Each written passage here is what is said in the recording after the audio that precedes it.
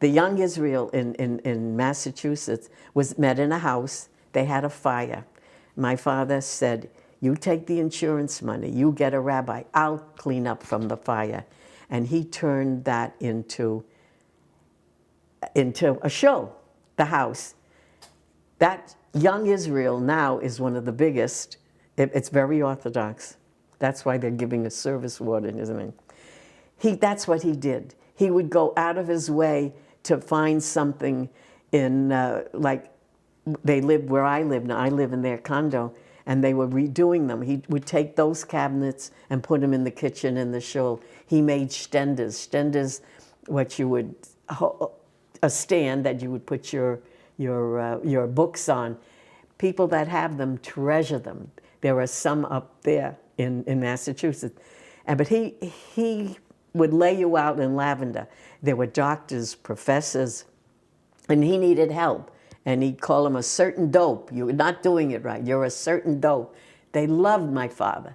One very funny story is he went to put a gas light outside of there. They bought finally a new building, and it didn't work though, but aesthetically it looked nice.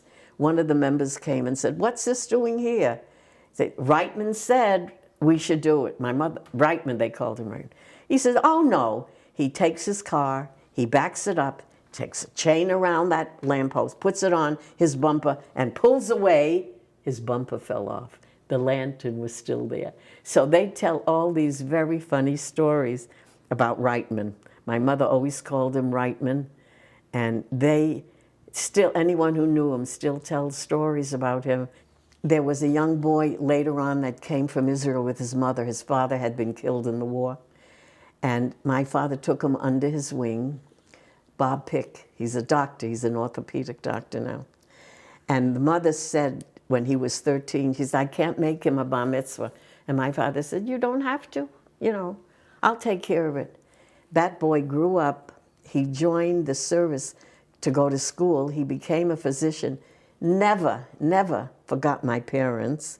Not only that, when both my parents died, he said Kaddish for them. Both of them. And I'm still in touch with him.